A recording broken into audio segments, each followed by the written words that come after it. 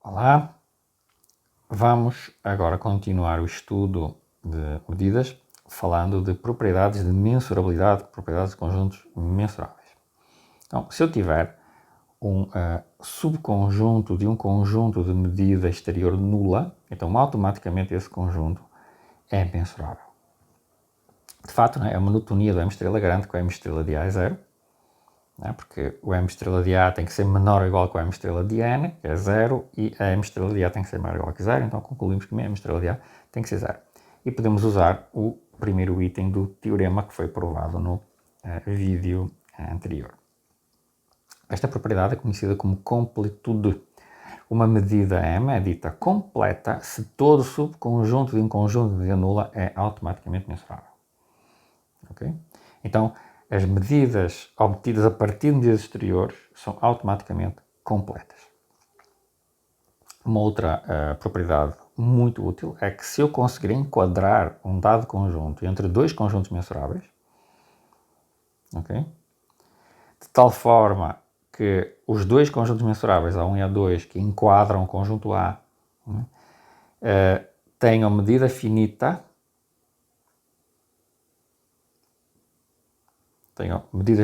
e igual, okay? Então segue que o conjunto que está enquadrado é mensurável e tem a mesma medida. Ok? Tá? Isto é importante, porquê? Porque isto permite concluir a mensurabilidade dos conjuntos limites de várias construções geométricas. Okay? Assim, por exemplo, se eu estiver construindo um conjunto de Cantor, por exemplo, né? Eu vou obter o conjunto de Cantor como uma interseção, como um limite de uma interseção, né?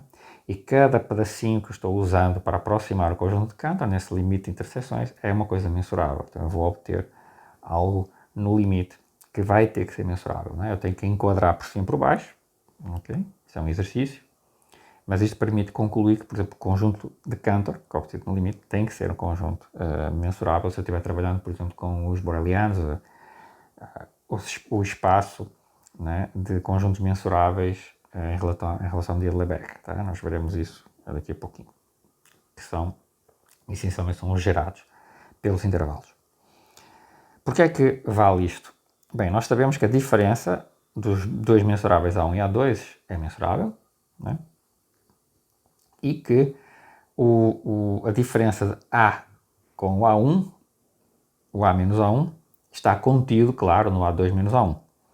Então, o A menos 1 está contido no mensurável e, além disso, o M estrela do A2 vai ser igual ao M estrela de A1 mais o M estrela de A2 menos A1, porque o A1 e o A2 menos 1 são disjuntos, né? Então vale esta relação, eles são mensuráveis, então a M estrela, nesses conjuntos mensuráveis, ela é aditiva, então nós temos exatamente esta relação. Concluímos daqui, uma vez que estamos assumindo que o M estrela do A2 e o M estrela do A1 são finitos e iguais, concluímos que o M estrela de A2 menos A1 tem medida nula. Mas então o A menos o A1 está contido num conjunto A2 menos A1 que tem medida nula. Medida estrela nula. Segue pelo item anterior que A menos A1 é mensurável. Portanto, a diferença de A com A1 é mensurável. E, portanto, o A pode ser escrito como um mensurável, A1, união disjunta com A menos A1. É a união de dois mensuráveis, disjunta, não importa, o A é mensurável.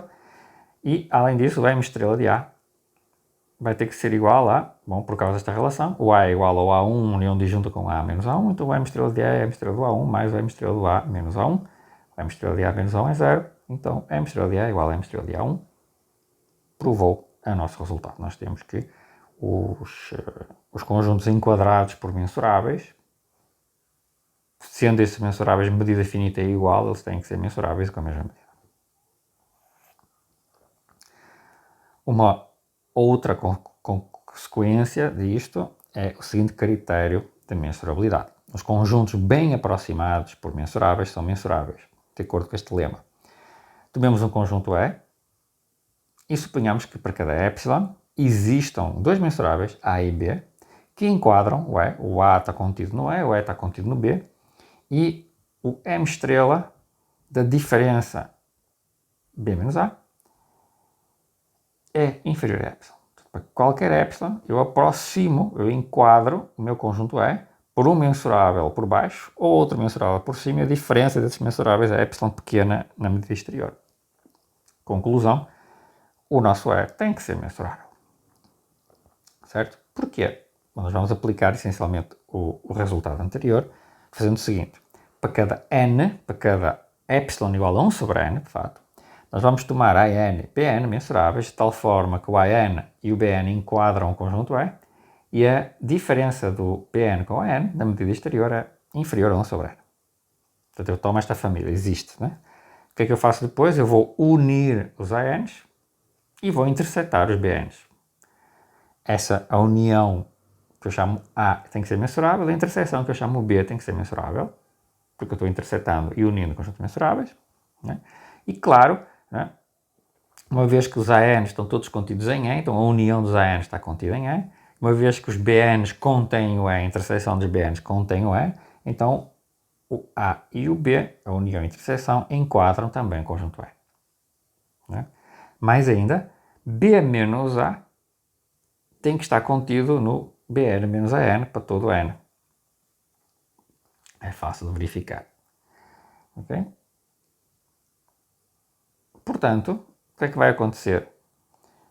A medida exterior de B menos A tem que ser menor ou igual que a medida exterior de Bn menos An, que é menor que 1 sobre N, isto vale para todo N. Então, B estrela de B menos A tem que ser nula. Concluímos que... O quê? Concluímos que, pelos itens anteriores, o E menos o A tem que ser mensurável. E, portanto, o E é mensurável. Ok? Então, este conjunto, né, passa a ser mensurável, né, e o E menos A, né, tem que ser mensurável. Porquê? Porque o E menos A está contido em B menos A, que tem medida nula. Logo, B menos A é mensurável, o E menos A é mensurável. Né? E como A é mensurável, então o E tem que ser mensurável, porque o E passa a ser igual a E menos A mais o A, junto. Ok? Então concluímos que o E é mensurável nestas condições. Portanto, de novo, né, se eu conseguir enquadrar, isto agora já está encaixado no caso, por exemplo, do conjunto de Cantor, ou de quaisquer construções geométricas que vocês peguem, por exemplo, uma circunferência, né, vocês podem obter a circunferência como um limite de polígonos. Vocês podem tomar polígonos inscritos e polígonos inscritos e tomar o limite dos polígonos inscritos e inscritos para obter a circunferência. Okay? Ela vai ser mensurável. Portanto, isto é muito importante para as construções geométricas usuais. Né? Relação entre os mensuráveis de M, né, estrela, e de M. Então, vamos escrever agora M para a restrição de M estrela à família dos mensuráveis. Já sabemos que M é uma medida completa na sigma-álgebra dos mensuráveis. Então, temos o seguinte resultado.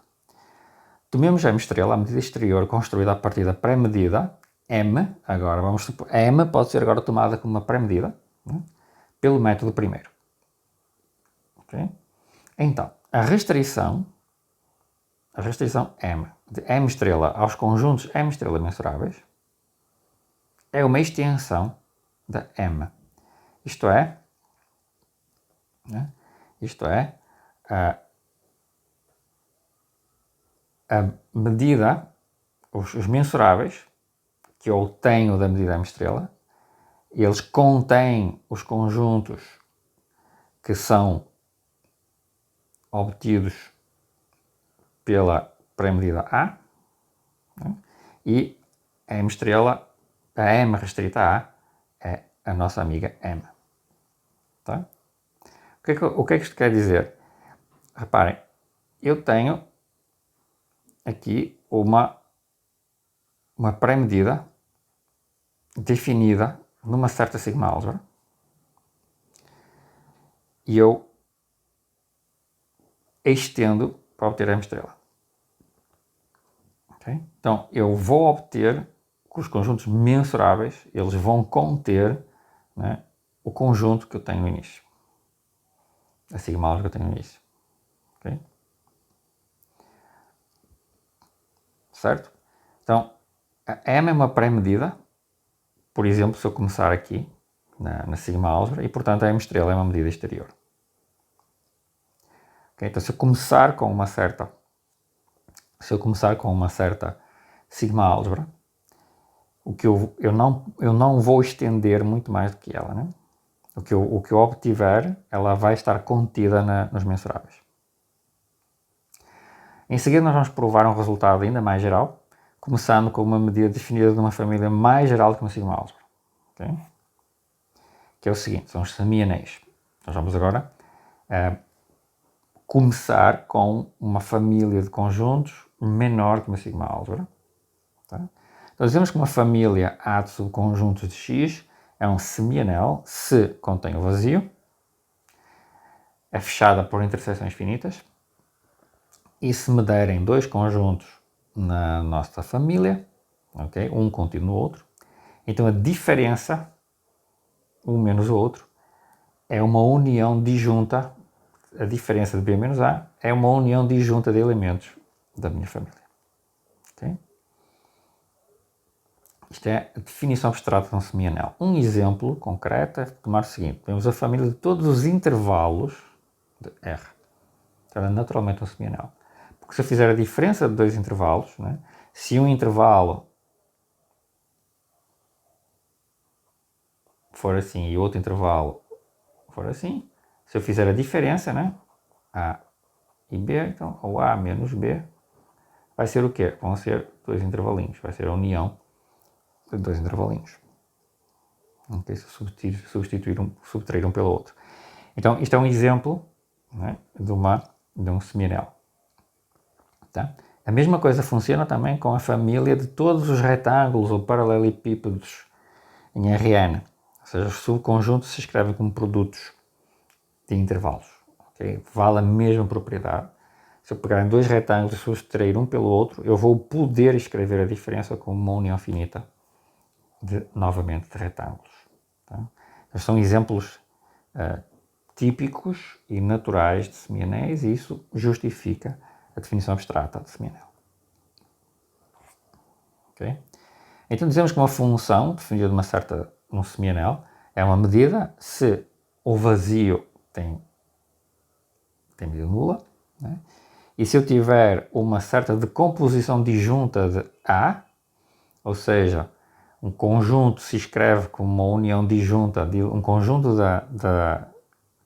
do semi-anel se escreve como uma união disjunta de elementos do semi-anel, união disjunta inumerável, então vale aditividade, vale uma sigma aditividade dentro desse semi-anel. Okay? Então, a função definida no semi-anel A dos intervalos de R pelo comprimento dos intervalos é uma medida neste sentido. Okay? Tá? Então, este é um exercício usando a regularidade desta medida com a proposição que nós vamos ver a seguir.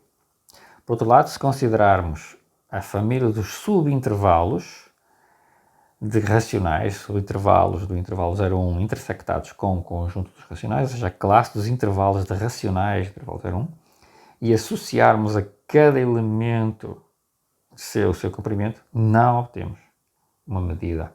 Isso não vai ser uma medida. Ok? Certo? Exercício para vocês verificarem. Tá? Se trabalhar com os racionais, não dá uma medida. É uma coisa interessante. Vamos falar o que é essa regularidade que eu mencionei, né, no caso dos intervalos da reta. Se me derem um espaço topológico, e se S for um semi-anel de subconjuntos desse espaço topológico, e μ uma função de conjunto em S, de tal forma que ela associa ao conjunto vazio o número 0 e é finitamente aditiva dentro do S, dizemos que a μ, essa função de conjunto, ela é regular se para qualquer elemento de S, qualquer elemento do seu domínio, eu posso obter o seguinte: a medida de A, ou μ de A, o valor dessa função de conjunto em A, é o ínfimo de todos os valores μ para um aberto que esteja no domínio que contenha o A. Isto também se chama regularidade exterior. Okay? E também tem que valer, para ela ser regular, que o MIDI-A é o supremo de todos os MIDI-K, onde K é um compacto contido no domínio e contido no conjunto A. Isto também se chama regularidade interior. Okay? Então, eu posso aproximar por cima MIDI-A pelos mistos abertos que contêm A e que estão no domínio S.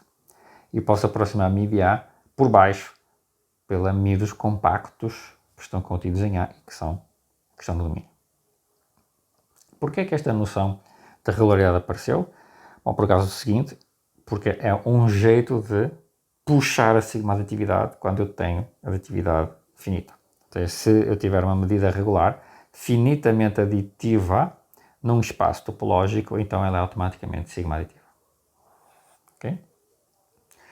Para provar porque é que isto é verdade, bom, porque se me derem um conjunto do domínio da Mi, que se escreve como uma união disjunta de elementos do semianel, né? Nós temos que, claro, o A, a união disjunta, contém qualquer sub-união finita dessa união disjunta enumerável. Portanto, MIDI-A é maior ou igual que a soma dos MIDI-AI para todo N. Okay? Por causa da aditividade finita. Certo? Portanto, automaticamente, né, uma vez que isto aqui está dizendo que o MIDI-A é um majorante de todas as somas parciais da série. Uma série de termos não negativos, resulta que o MIDI-A então é um majorante da soma da série. Tá? Até aqui não usamos regularidade nenhuma. Agora sim, fixamos, dado um epsilon, fixamos um compacto contido em A e um aberto, o I, contendo AI, de tal forma que o MIDI I é menor ou igual que MIDI A mais epsilon sobre 2 elevado a I. Isto é possível fazer por causa da regularidade, né? Porque o MIDI AI vai ser o sup, né, dos MIDI I. Então nós temos que manter um compacto contido em S, um compacto de S que está contido em A, perdão, e como os UIs, né, são abertos que contêm os AIs e o A é a união dos AIs, então resulta que o UI tem que ser uma cobertura aberta do nosso compacto K. Então podemos extrair uma subcobertura finita. Eu vou chamar o U até o R. Okay? Então o MID K tem que ser menor ou igual que a soma dos MID UI para UI e de 1 até R. Essa cobertura finita. Mas cada um deles é MID AI mais epsilon sobre 2 elevado a I. Né? E esta soma, epsilon sobre 2 elevado a I é menor ou igual que epsilon. Né? E a soma dos AIs é menor ou igual que a série, a soma da série. Mas isto vale, então eu tenho aqui uma cota para MID K, qualquer que seja o compacto, K de S contido em A. Mas como por regularidade, né, MID A é o sup dos MID Ks, resulta que MID A é menor ou igual que epsilon mais esta soma da série.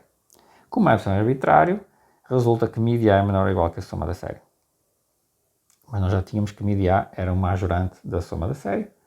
Resulta que MID A é igual à soma da série e temos a, né?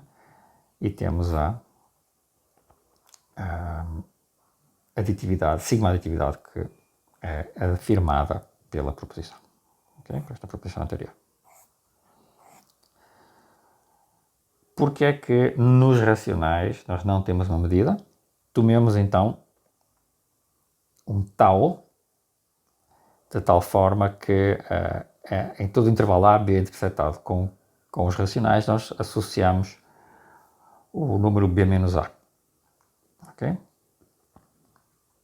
Supomos também que o tau é uma construção monótona, é fácil que ela é monótona. Tá? Claramente o tau no intervalo passa a ser 1, mas também observem que o tau de qualquer ponto, de qualquer conjunto único, né, conjunto unitário formado por um número racional, tem que ser 0. Porquê? Porque o tau do ponto A é menor ou igual que o tau de A menos 1 sobre N até A mais 1 sobre N nos racionais. Isto é menor ou igual que 2 sobre n, não é? Para todo n. Ok?